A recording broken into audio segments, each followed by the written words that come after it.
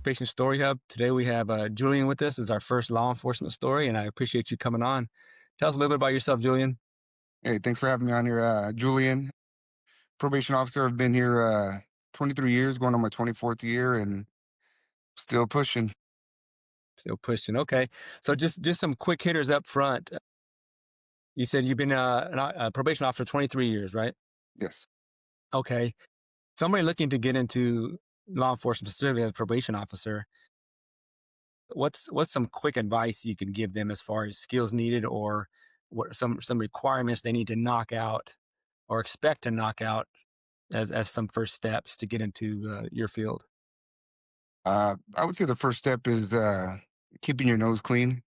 You have to remember that anytime that you go in law enforcement, they go pretty in depth on even back to high school, any kind of trouble you've been in. So be very aware of what you do as a young kid, because it may hurt you within the next few years, and that may push you out just a few more years later.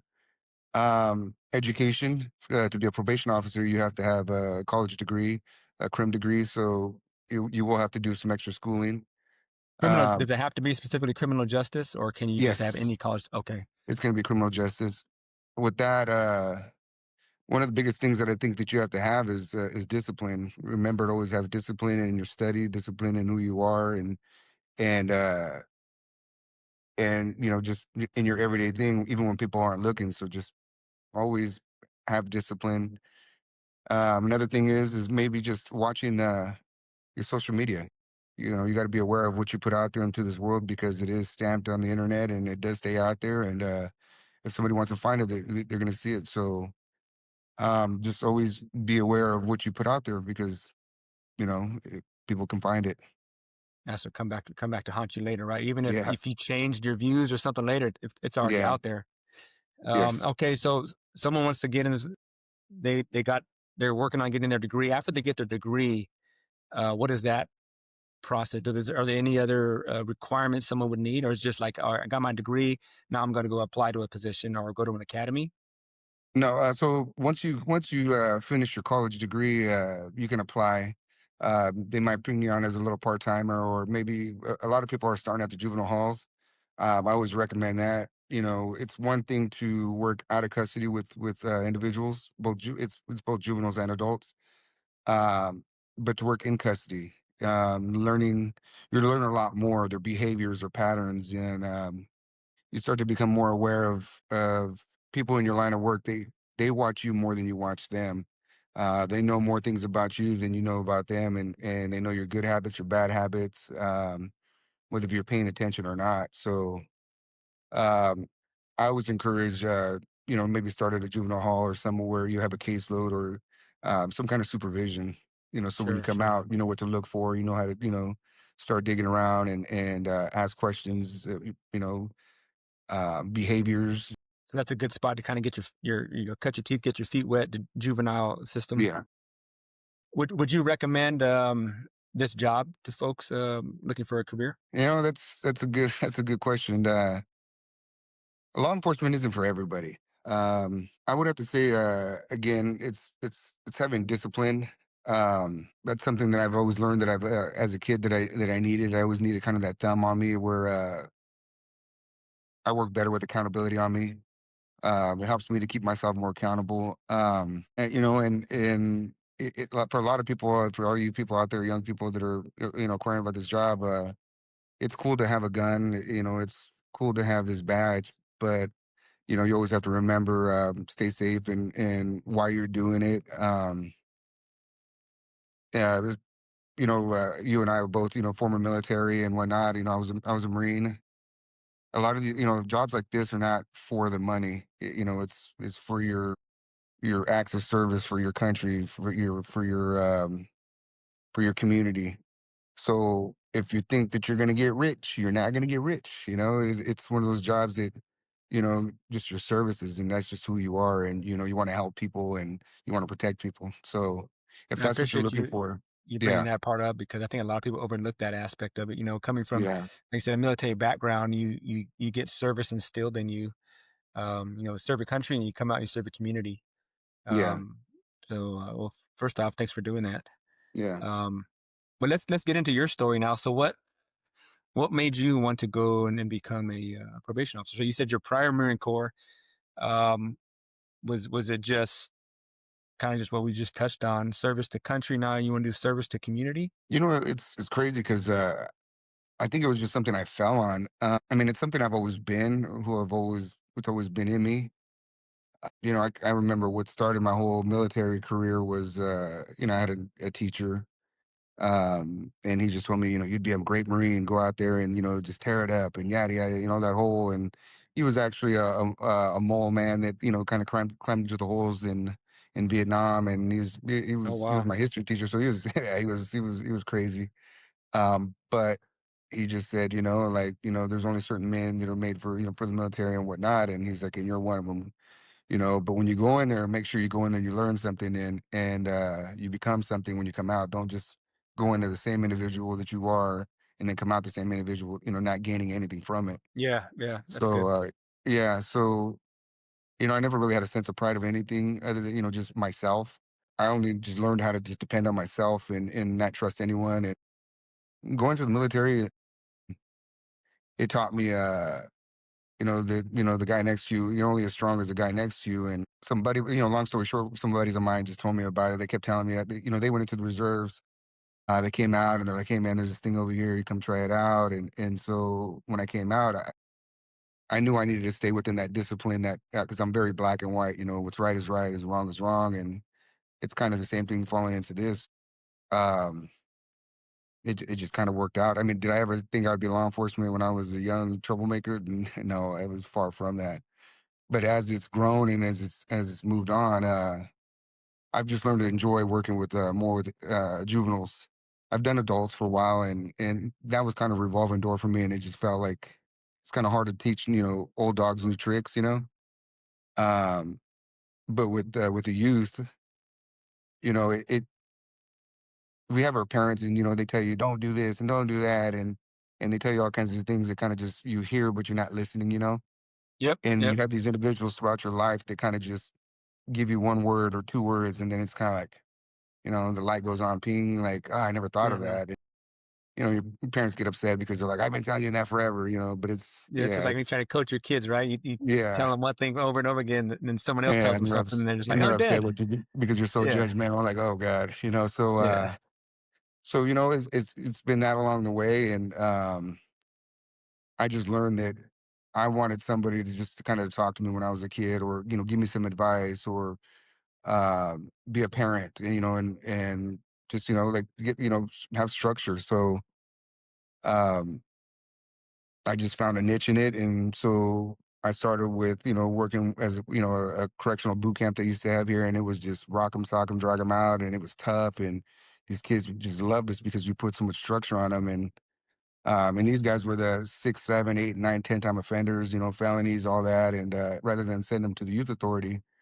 They would come to this camp and we would just, you know, you know, like if it was like a military boot camp and Yeah, it, yeah. it was structured and they loved it. And to this day, now they're in their 30s when I see them and, you know, they still call me sir, you know, yes, sir, you know, this, that, you know, and it's almost like, you know, they kind of, you know, come at, you know, like they kind of Mhm. come at, you know, like they kind of lock Get their it body up a little bit. Yeah. And get it's it just like, hey, attention right when they yeah. You know, I tell them kind of at ease a little bit, you know, we kind of laugh about it or Yeah, whatnot, but at they're ease, always soldier. respectful and appreciative. So as that's gone on, it's just, I just, you know, this was my niche to, you know, give back to, you know, my community. Um, And a lot of them get upset with me, but I believe they get upset with me because they're not used to having somebody tell them or somebody care or and I tell them all the Mhm. time, I'm not your dad or you know, I'm not your mom, but I'm always gonna tell you what's right. And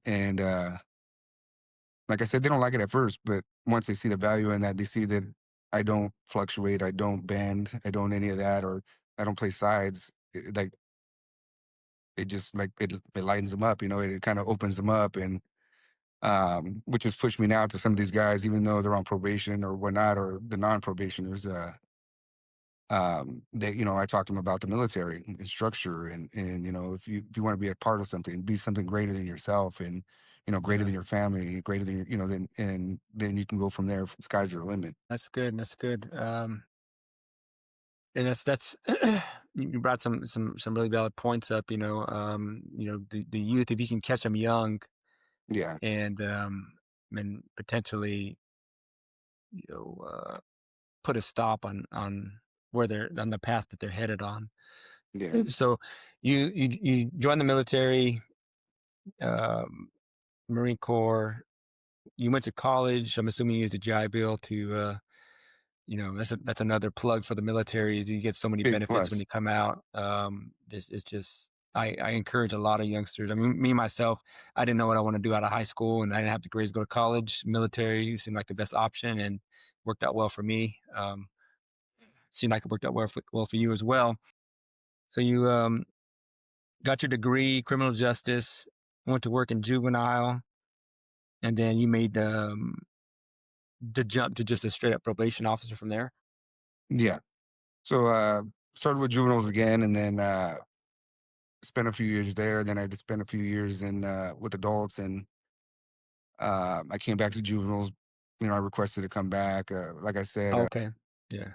I think that kind of did discourage me a little bit to to work with people that are because with adults they're all the way up to 60s, late 60s and whatnot, and still on probation. It's always the same old story. Not that I couldn't help them. It's just I thought about I need to start younger. I need to start younger with Yeah. these guys and Make a bigger impact on the really younger start to generation, right? yeah and really leave that impression. So I made the jump back to juveniles and so now I'm my department recognizes it that that I'm like a dang kid whisperer and yeah and so they made there was a position open for the district out here where I'm at and um they actually kind of made it and it was me highly recommended and I went on a panel and whatnot and I pretty much it was given to me and it wasn't going to give to but I guess it's a Yeah, yeah, process. yeah, yeah. Yeah, yeah.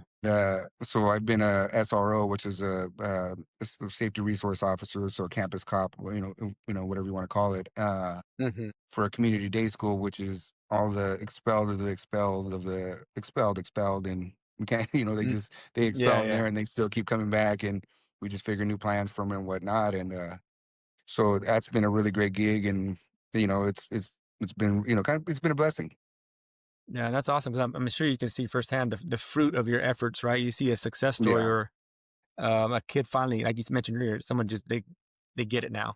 The light bulb goes yeah, off, and they have a much deeper level of respect for you for being truthful and holding them accountable, right? Because I yeah, think deep down, we all want to be held accountable. We all want structure, yeah, and that's one of the big things in the military. You don't realize you need it until you have like, at least for me, when I went around friends or family that where they may not have had like a tight father role model and kind of just let yeah, them get away with whatever they wanted to. Um, you see that and you're like, man, yeah, that's going to hurt you later on. And so I think a good message to us fathers, right, is our job is not to be liked. Our job's to be a yeah. dad. No, correct. And And that's stuff that I say all the time. And everyone's like, well, you could be this and that. And, I really talk to my family and my fiance about that, where,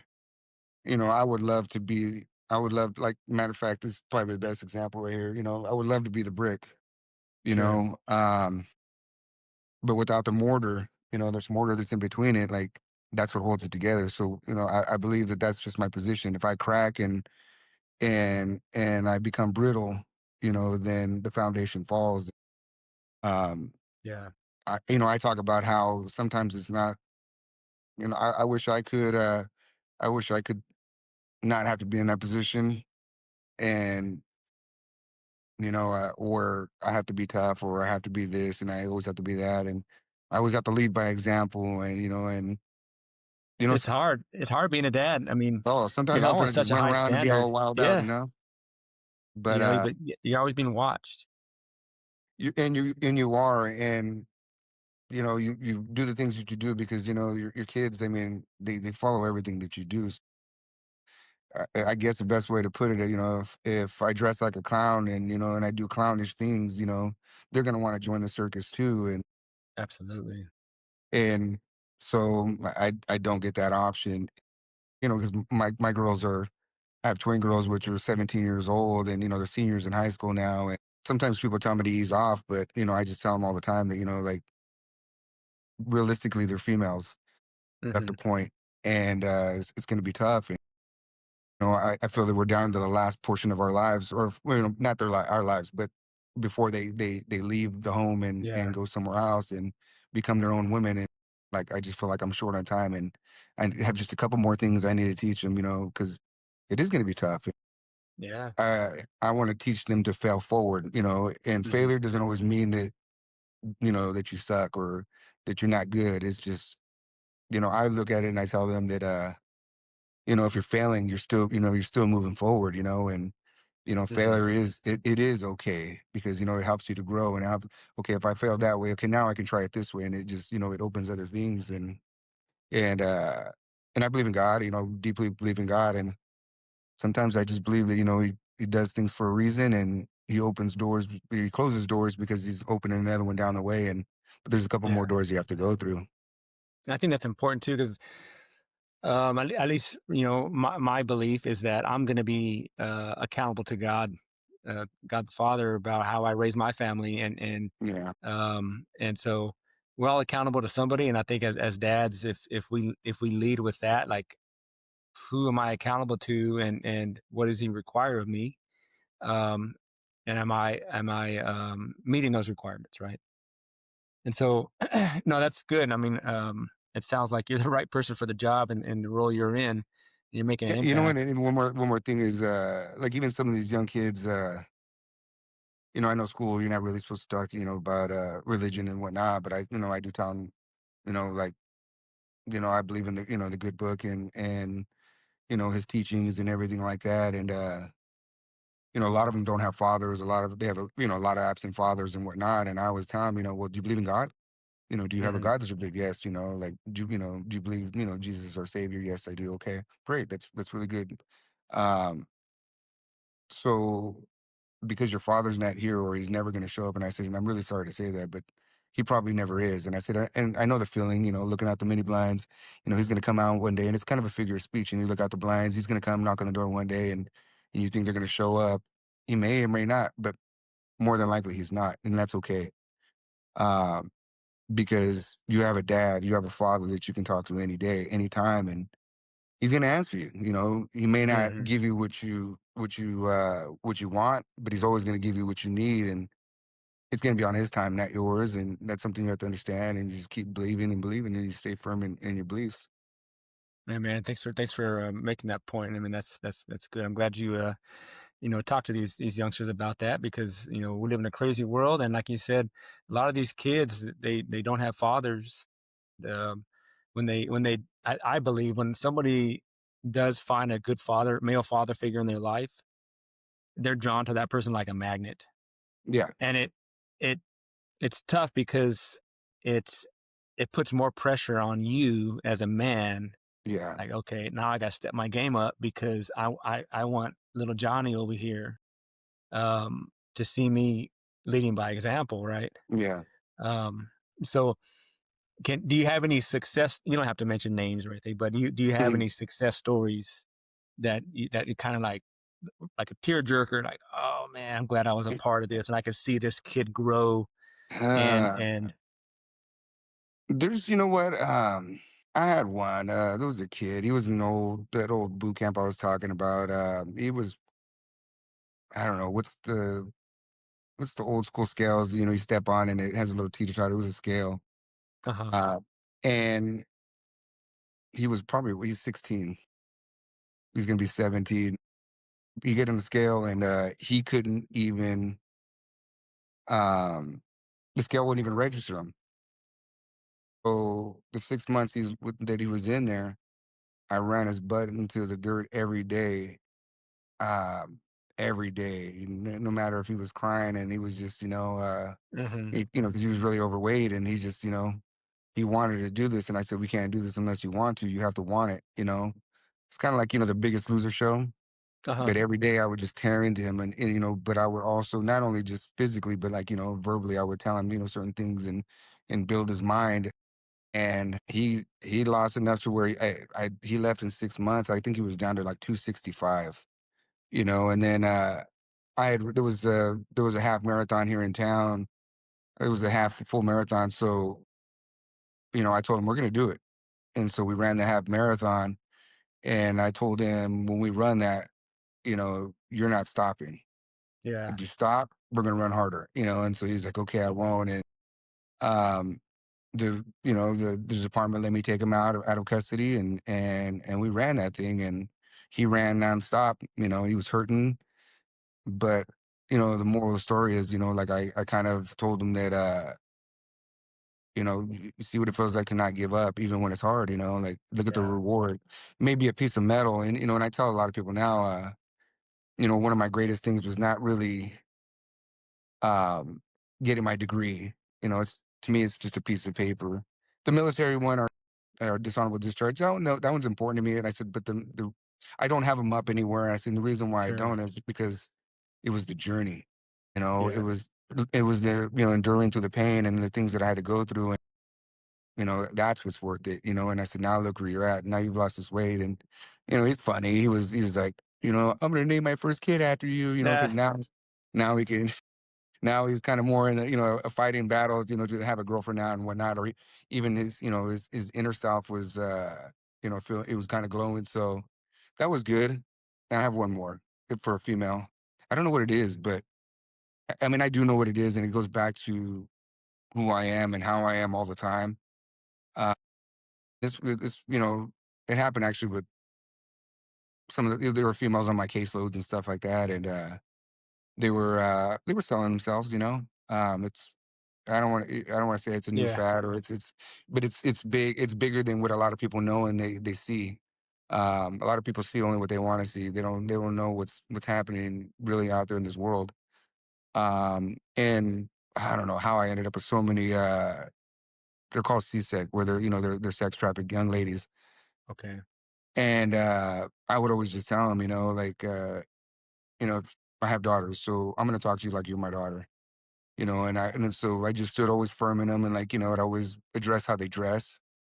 And, Mhm. and I would That's a explain to big them one. that, you don't have to show your body in order for somebody to like you. And I said, and I understand that, your house is broken and nobody pays attention, but, having somebody, look at you for your physical look is not what you're looking for. I said, when I look at my daughters, they're beautiful young ladies. And I said, the reason why a father says they're beautiful is because, it's not only just, it's more than skin deep. It's not just surface, and I said, because they could tell you you're hot, you're gorgeous, you're sexy, you're this and that, but when a person tells you you're beautiful, it's because they see more than they see the inner beauty and the outer beauty and everything about you. So with like, when I'm talking to these young ladies like that and talking about them learning their value, one of them in particular, um, I just told her, I'm gonna lock your butt up every time I catch you or I hear anything. Like, I don't even care. And she hated me because I did so, you Yeah. know. And it's funny how some parents get upset because why are you locking my kid up or why are you doing this and that?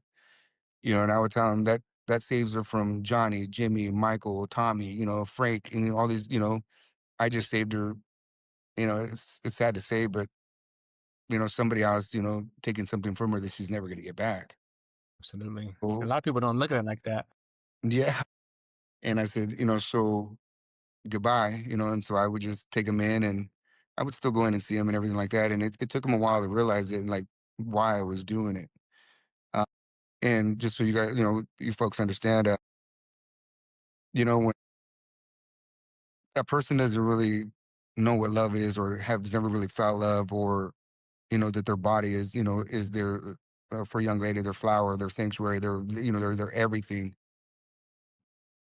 And, it's not just for everybody. And I would explain that, every time you give yourself to somebody, they're taking a piece of you that you're never going to get back. And they just become very like numb. Yeah. And I said, I'm going to stop that because you deserve to have somebody in your life that loves you and they will 100%, value and cherish you. And, um, And so, they were just kind of like, I never thought of it like that. So, you know, end of the story, after locking her up a couple times, and continuous to talking to her, she's like, she named one of her kids after me. Her name's, it's, my name's Julian. So she named it Juliana or something like that. And, and she would bring them every so often and like, look at, oh, look at the baby's growing, this and that. And whatnot. And, that's a good thing, That's cool, man. I mean, that's yeah, something to be proud of. I mean, yeah, that. I mean, you're making an impact in your local community, and that's huge. These are the kind of stories we want to highlight on this channel. Is you know, these real cool God honoring stories. yeah. I appreciate you sharing that. I'm sure that was kind of tough, but it's necessary. So one last thing I have, what is a typical day look like for you? What is a day in the life of a probation officer? You know, being a PO, your day can go as busy as you want it. If you really want to get out there and turn the lights on and all the bugs scatter, kind of figure of speech way. Hmm. It's definitely there. I've been here a while, and I think compared to some of my coworkers, they're more they're still militant, or they're not even militant. They're just, I guess I explained for some of the kids over there that at my school, that they're viewed as somebody that nobody wants to deal with, and that's why they're in that school. That's kind of, it's actually outside. It's way to the skirt of the county, and they get bussed in. They get individually picked up, by two buses that go all over the whole county. Safety officers are on the bus when they get on and when they take them home. And I mean, those kids are like 10 people in one. Mm, I would say our school, and it only has like 60, 70 kids at any given time. But the calls that you get are compared to like a 2,500, 3,000 kids in high school is they beat them, per day. Just because they're so like, a lot of them are just broken yeah, and, they want or, it. They want and, some or, some form of yeah, attention, right? yeah, they're gang members, they're, or they're just broken, or they don't want to go to school, or they don't want to be around people. They don't want this and this and that. And, um, anytime you tell them anything, their only defense is to just blow up, and then that's comes back from their raising, how they were raised. I'm sure their house is just, sometimes chaos. And so that's their only line of defense is just to blow up. And to de-escalate kids like that, it is tough. So that they don't blow up on me, not only because just I have this, um, because this is just a piece of leather and a piece of metal on on a metal necklace. It doesn't Hmm. stop bullets. I can't jump, buildings in a single bound, but it's the work that I do every day. Like, I work out with them. We break down. Let's say, hey, they're upset. Let's go buzz down then, and then let's see what you got. Or, or if they're gangsters or this and that, like, well, let's see. Come on, So I work out with them, and everyone knows that the way to anybody's heart is through their mouth. So I have extra food. I'm like, try this. That's cool. Yeah. So I mean, anytime, like, you look at any, look at anything, it's always gathering, and you're breaking bread and you give them some. You show them love. Yeah, and you wouldn't believe how much, just giving somebody a little bit of something, and it's that was just leftovers from yesterday. Uh and what it does to somebody sometimes, and when they're all blowing up, and I just come over, hey, that's enough, or come over here, let's talk. I got this. And Yeah, yeah, yeah. all the staff, the school staff are kind of like, what do we do? And I'm just like, I got it. And I got to start throwing that voice out, and then they come, and I just kind of tell them like, come on, really? Let's go for a walk or whatever. You don't even have to talk. Yeah. Let's just stroll. You know what I needed to, because you know what, and I tell them like, just because we have nice things, or I have a good job, or I'm making it in life. I said, doesn't mean that like I'm not struggling. I said, because I am too. And but hey, let's just walk. And then they're kind of like, all right, and then then I just tell them, hey, you can't be doing that. So it, it's tough, because some days I do It seemed like go, a lot of counseling, right? A lot of just oh one-on-one man, counseling and getting trust from them. yeah. You know, and one of the things I always tell them when I talk to them about, when the way men should conduct themselves and young ladies should conduct themselves, I tell them, I know we're disappointed a lot. I said, but you'll never disappoint me if, and I said, because I always live by these rules, you don't lie, you don't cheat, and you don't steal. And I said, and because the way we've kind of maybe grown up or whatever the case may be, I said, don't ever try and do anything to hurt anybody. Like, I mean, like you're hurting their family or you're hurting them or you're saying something to, just to be, to be mean, don't do that. I said, as long as you have those things, everyone has expectations. Expectations are always meant to be broken. I said, but Yeah, if you have yeah, boundaries and you have standards and you stick to those, you know, uh, like, man, like, I don't care if you're rich or poor, people respect that. And I could be a millionaire, but you could still be trash. You yeah. can be a poor person to be trash, but you can be the brokest person. I mean, you could look at a monk, but they're full of so much wisdom, and it's not because they have money. It's because it's just their beliefs and their standards and who they are. And I said, and whether you're rich or poor, that's a universal thing that people always respect. A firm handshake, a yes or no, sir, or a thank you, a please. It goes a long way. Your character speaks for who you are. So, those are that's my daily on the daily. Respect is some people say respect is earned. I give it to them off the bat, and I always explain that to them. I don't care Mhm. why you're there, what what, where, how you go home, or whether if you do handstands walking home. I really don't care.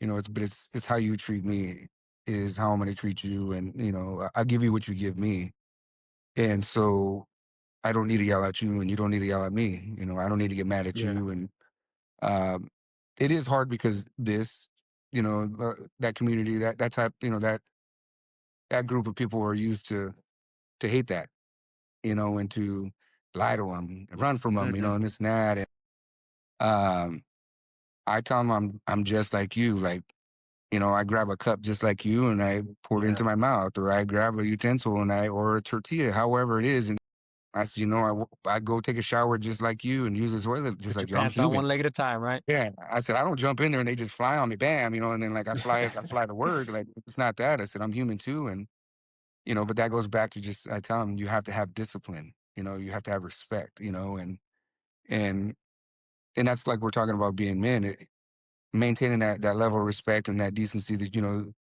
staying to those rules and following them. It is hard, because some days like I want to falter, I want to give up and I don't want to feel like this. And, and sometimes Yeah. the load is heavy or like, man, like how long am I going to carry this bag? And, but you're just kind of like, okay. And that's what I try to explain to them. When you want to break and you want to lose or leave it, um, don't, you know, uh, and that kind of leads to them when I have a conversation. I swear sometimes I would be like, I look like, yo, God, like, what's up, man? Like, when am I gonna catch a break? When is somebody gonna love me or this and that, A, B, C, D. Why do you keep putting me through this? And and I just tell him, my my my answer is it's because he built me this way because he built me to deliver these his word or to reach out and I don't know, just to be an example, and Sure. so I just kind of like, okay, if that's what I got to be, then Yeah. That's all that. right, I mean, here we I'm a go. firm believer too. I mean, God is sovereign and everything.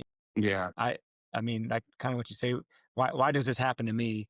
yeah, My explanation to that, at least for me, is that God's allowing me to go through this, and He's going to bring me through it, so that way I can help that next person yeah, who maybe doesn't know about God and how He got me through it. But hey, yeah, I see you're struggling with the same thing I was struggling with. Let me introduce you to God the Father and how He helped me get through this and lean on Him as a resource, And so yeah, I think it's important that and I think you're doing it, bearing each yeah. other's burdens and not judging them, not being like Nah, I'm better than you, I got this badge. But no, you come alongside of them and just you show them like, hey, I'm no different than you. I struggle with stuff, but yeah, I lean on God to get me through it, yeah. and and that's awesome. No, and I Anything tell you me want I'm to not here to. say? Oh, sorry, go ahead. No, I just tell them, I'm not here to judge you. Hmm. But if you mess up, I Hammer's will correct coming. it. No, and I Yeah, will correct it. Like, and believe that that's coming. But once they're back out, you know, where we at? Where we starting back at? Okay, I told you we're gonna have to start back at square one. It's yeah, gonna be hard, but here we go. And they're like, all right, so I don't sit there mad or it's not personal to me. We were all there, Um, I think it goes along a lot more. It goes further, when you don't sit there and hold a grudge and just be rude or be mean or just be a jerk, Yeah. um, because that's what they always do. And I think it's the times when you're just like, come on, like, I've seen you better than this, and you give 'em, you encourage them Hmm. uh, to keep doing what you're doing. And I said, and I tell them like, "Hey, and you may not be perfect because I'm not perfect. I said, but I'm not looking for perfection. Progress. I said, you went a long time since this is Oh, that, that's and good. let's go, Progress, right? man. Like, now we're gonna go further. But maybe Hmm. next time, not let it not be that, or drugs, or this is that, and we really need to work on. I'm really big on not so much the problem. I want a resolution. And I tell them I'm a Sure. man. I'm a fixer by nature, and I want to fix it because tomorrow is going to bring another something else and another thing and another thing, and before you know it, you're overwhelmed and you're depressed. You're this, it's that. So let's just start with one. Here we Hmm. go. And this and that, and they're like, They okay. start to see progress and they get motivation and like, okay, Hmm. I can do this, right? Yeah. Oh, that's good. That's good. Before we wrap up here, is there anything else you want to say that we haven't covered? No, I mean, what would I, like far as anything, like everything that we talked about right now, and kind of, thinking about, going back, would I change anything? Nah, I wouldn't change anything. Making the mistakes that I have, and all you folks may have gone through. It's not how you start, it's how you finish. Rome wasn't built overnight, so it is going to take brick by brick, and maybe start implementing. Don't lie, don't cheat, don't steal, and don't be malicious to hurt somebody. Start implementing in your life or in your household, even if everybody else around you is like that. Um, I've never been one to be like everyone. Some people aren't gonna like it, but it's just I think it's a reflection or a deflection, however you want to look at it, of where they're not at and where they want to be, and then maybe that's your calling where you can help them. Yeah, So I think beginning you said something that was important is your character. Like who are you yeah, when no one's looking, right? and people always want to look back at who I used to be. That's what they use the most. Like, oh, there's Julian. Oh, this and that, and it's okay. I'm still growing. I'm always still moving forward, and I always think how to be better and whatnot. You know, but you're not my judge. When I ask for forgiveness, to the Almighty, I'm really not looking for your forgiveness anymore. So, He's not if going He to forgives consult me, you. yeah. So, and they kind of That's like, oh man, yours don't mess up, but it's kind of like, yeah, it's true. I mean, um, yeah, I mean, just always be, just always have discipline and everything that you do, and you'll be okay. And that means, following what you say, not, or yeah, do what you say, you yeah. know, Carry it out, right? yeah, That's good. Well, hey, I mean, this was great. I know time flew by, and I want to be yeah, conscious of your time, and so I truly appreciate you coming out here and tell us your story about becoming a yeah. probation officer, and hopefully it's encouraging and beneficial to those who are listening. Thanks everybody for tuning in, and God bless you.